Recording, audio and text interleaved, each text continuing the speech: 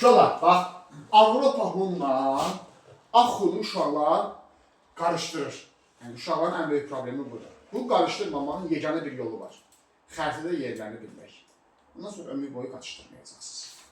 Bunlar türk dövlətləri olacaq. Avropa Hunda, Axunda. Hər ikisi türk dövlətləri olacaq. Əvvəlcə biz bunların xəritədə yerini bilməliyik. Sonra Avropa Hun haqqında sizə danışacağım. Axırda da Axund dövləti haqqında danışacağım.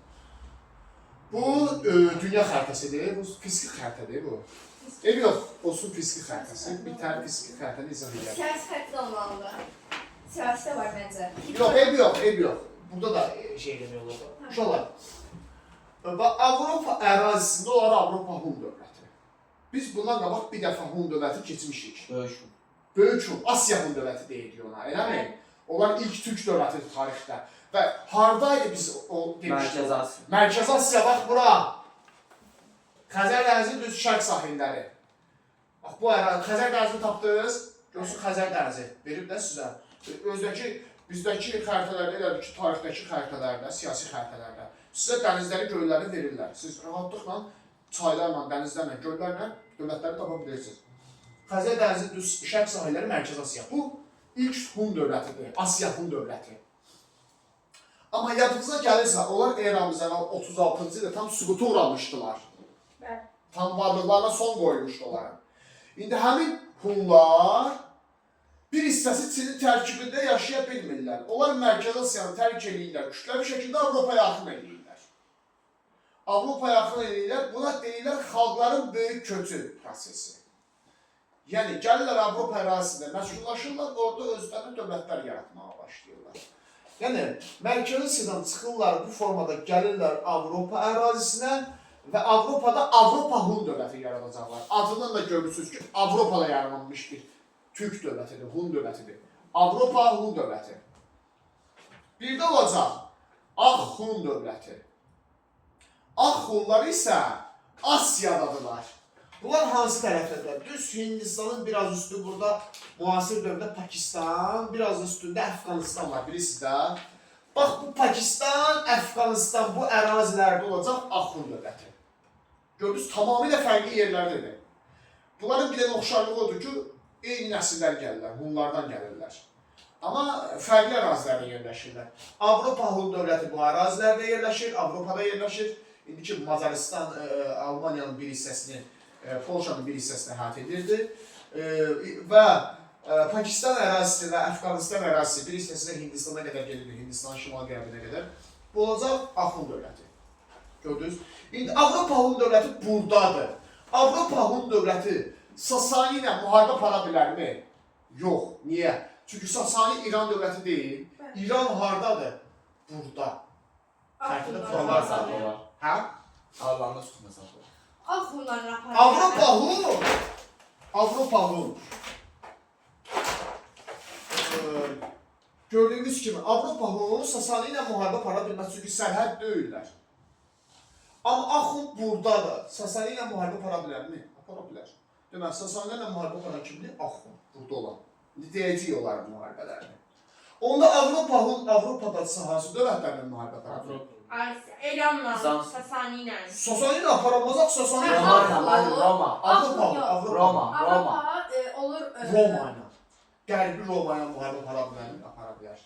Bizansla müharibə apara bilər. Misir nə olur? Yox, Misir buradadır, Mesopotamiya. Avropa Hun, Misir, Mesopotamiya necə müharibə aparasın? Deməli, düşmənlərini müəyyənləşdirir. Avropa Hunun düşmənləri Qərbi Roma, Şərqi Roma. Ağ Hunun düşmənləri Sasani, bir də aşağısında Hindistan. Yox. Gəlir yolların tarixini öyrənir. Gördünüz ki, heç burada bir şey yoxdur.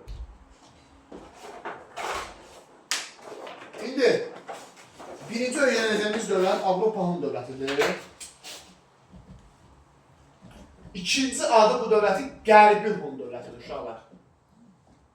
Avropa Hun dövləti və ya Qərbi Hun dövləti deyirlər. Yəni, Qərbdə yerləşən bir Hun dövlətidir. Konspekt vardı, yazmıyor. Hə, var konspekti, hə. Yaxşı dövlət konspekti. Yenilənmişəm yəni. 374, 470-ci illər Avropa Hun dövlətinin mövcud olma tarixidir. Gördüyünüz kimi rahat qıyılar. Paytaxtın har olduğunu yazmayın. Bunların bir rəhbəri var. Tanrı xan. İkinci. İlk rəhbərləri Tanrı xandır. Sizdə Tanrı sözü türk mənşəli sözdür. Türk mənşəli bir sözdür, türk rəhbərləri var. Bunların ilk rəhbəri Tanrı xandır, amma dövlət yox ha. Dövlətin ilk rəhbəridir. Tayfanın ilk rəhbəridir. Yəni, Avropa Hun tayfaları Mərkəzi Asiyadan çıxıb Avropaya gələndə onların ilk rəhbərləri Tanrı xanı idi. Bəs nə vaxt dövlət olublar? Balamirin dövründə. Bu olur dövlətin banisi. 374. 374-də Ostot tayfalarına qalib gələn Balamir bu dövləti yaradır. Balamirzə elədir. Öyle yadda saxlayarsın. Hakimiyyət biri yoxdur. Avropa Hun dövlətini yaradır.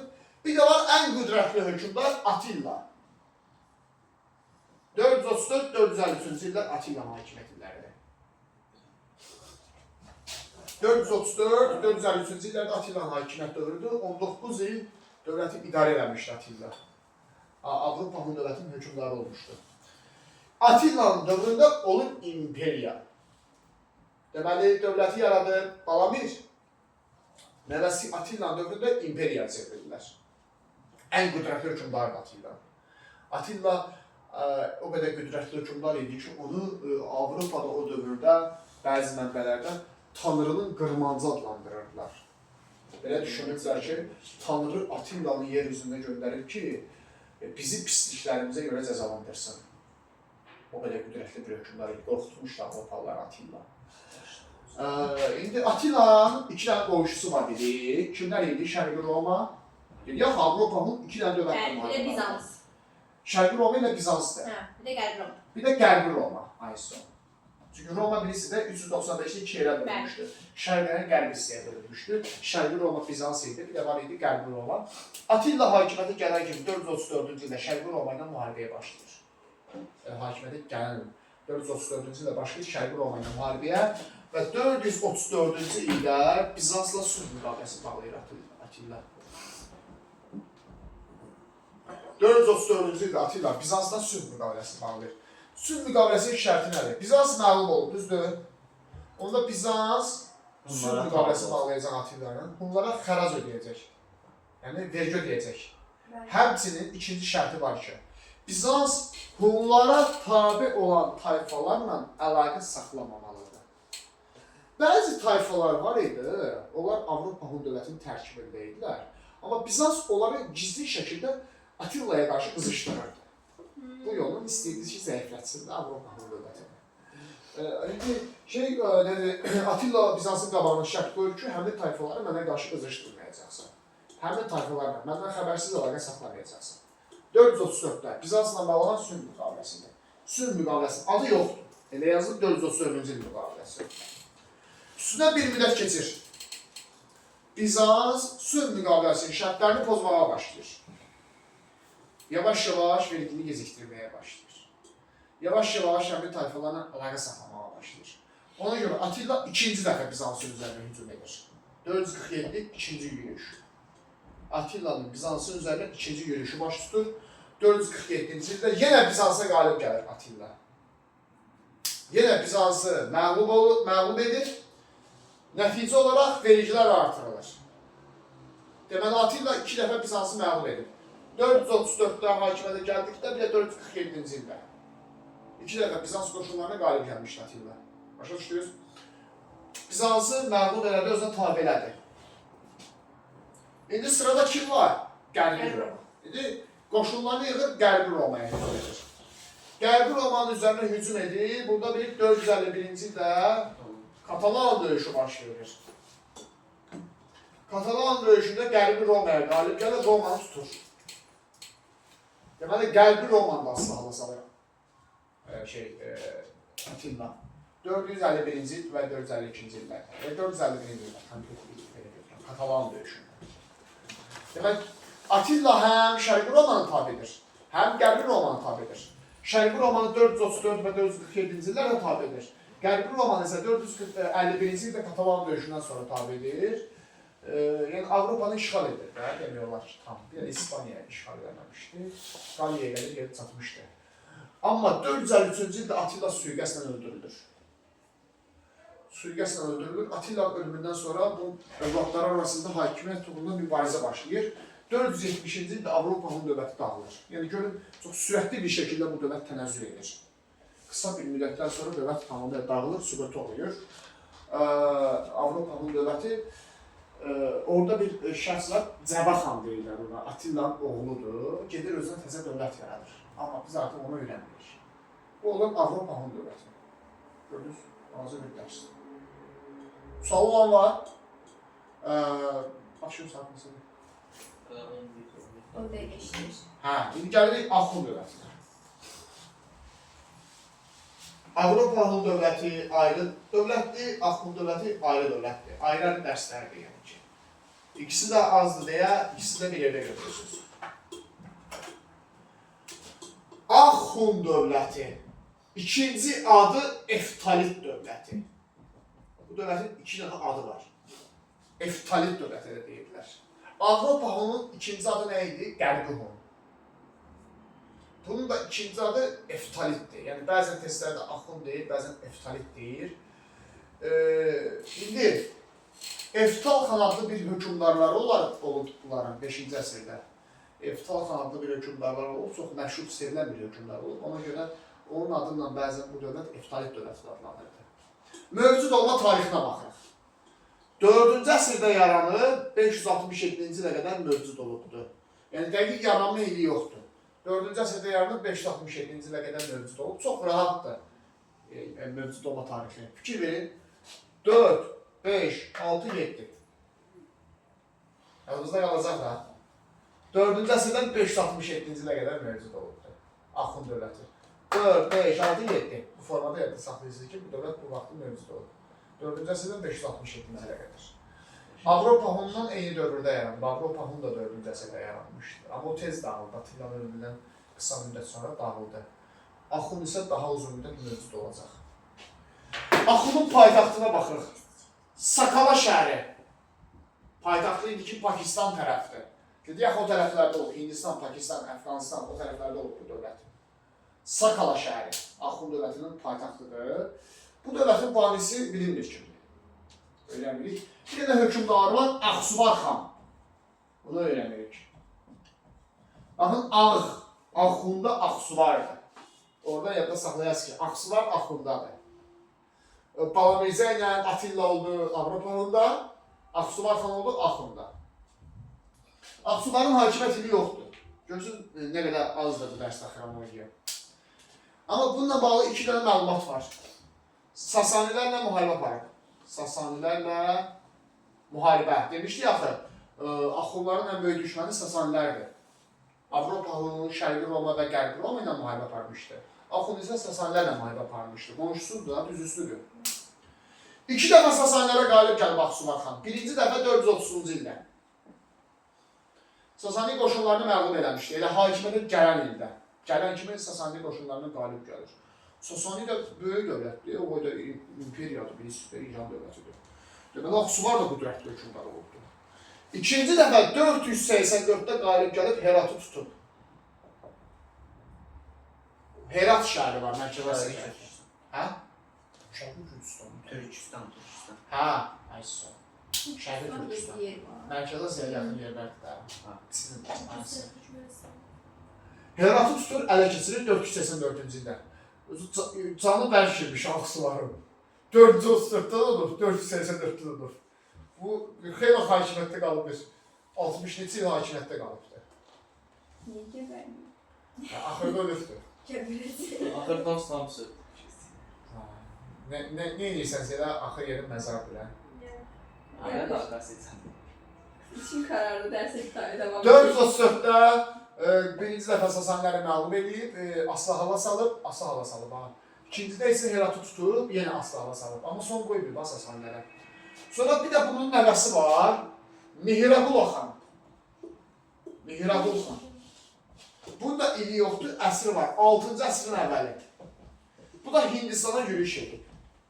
Hindistanın şimal-qərbini tutub işğal edibdir. Ən qüdrətli hökmdar Mihrabuldur. Yəni, Axsuvar da qüdrətli hökmdar sayır. O boyda Sasaniləri asla hava salır. Amma ən qüdrətli hökmdar Mihrabul xandır. Mihrabul xan 6-cı əsrin əvvəllərində Hindistanın şimal-qərbini işğal edilmişdi. Axund dövlətinin tərkibini qatmışdı. Mihraqul xan. Onun nəvəsidir Mihraqul xan. Zirvə dövrü Mihraqul xan dövrü sayılır və Mihraqul xan hərbi islahat keçirmişdi. Axund dövlətində. Axund dövlətində hərbi islahat keçirilmişdi. Hərbi islahatından orduda 700 dənə döyüş filləri istifadə edilib. Bu Hindistanda fillər məşhurdur axı. Gəlib Hindistanda filləri görüb ki, orduda fildən istifadə edən yaxşı bir şey. Gətir öz ordusunda fillərdən istifadə edir. Yine tanrı. Hərbi islahat keçirib, dövlətin ən müdrəkli hökmdarıdır. Uşaqlar, Mihraqul xandan başqa kim idi Hindistanın şimal gəlmiş? Makedoniyalı İskəndər. Çıx. Sağ ol. Makedoniyalı İskəndərlə Mihraqul xanın oxşar cəhətidir. Gözləyəcəksən. Mihraqul xandan İskəndərin oxşar cəhətidir. Şimal-qərbi Hindistanın işğal edilməsi hər kökünlər üzrə oxşar cəhətdir. Mihraqul xan ölümündən sonra Axund dövləti zəifləməyə başlayır, Eftalit dövləti tənəzzül etməyə başlayır. 567-ci ildə Göytürk plus Sasanilər birləşərək Axund dövlətinə son qoydular. Bunlar da Türk dövləti olub, Göytürklər, onlar da keçəcəyik hələ. Onlar Sasanilərlə birləşib bu dövrdə Axund dövlətini süqutu atmışdı. Kim deyər, bu dövrdə hansı Sasani şahı idi? Xosrov. Birinci Xosrov. Göytürklərlə birləşir, birinci Sasani şahı, birinci Xosrov Axund dövlətini süqutu oladı 567-ci ildə torpaqlarını bölüşdürürlər. Sada baxmışam. 16 dəqiqə işləyir. 16 dəqiqə. Hə, bu oldu dərsimiz. Gördünüz, 2 dənə balaca dövlətdir. Avropalı Axund. İndi bir daha xəritələrdə bunların yerinə bir daha baxaq. Aynen, bunu gətirəcəm. Qaydarı yerə bəyəsəsən. Aha, problem deyil. Evet, bu yaxşı. Bir şey, 8 nömrəsi. Deməli, bir də ekskursiya edirik bunların xəritədə yerinə. Avropa Hun dövlətini Avropada axtarırıq. Axund dövlətini isə Hindistan Pars. Asiyanın şərq hissəsində, Şərq Asiya getdi. Şərq Asiyada axtarırıq. Bu Pakistan, Əfqanistan mütəfidir. Avropa Hun dövləti Avropadadırsa, burada Qərbi Roma ilə müharibə aparar, bir də buradakı Şərqi Roma ilə müharibə aparar. Çünki o dövrdə Avropada 2 dənə dövlət var idi. Qərbi Roma, Şərqi Roma. İkisini də məğlub edib, asla salıb. Kim? Atilla. Amma yaratmışdı Balamir. Axund dövləti isə buradadır. Deməli, bu Roma ilə müharibə aparılması çünki sərhəddə deyil.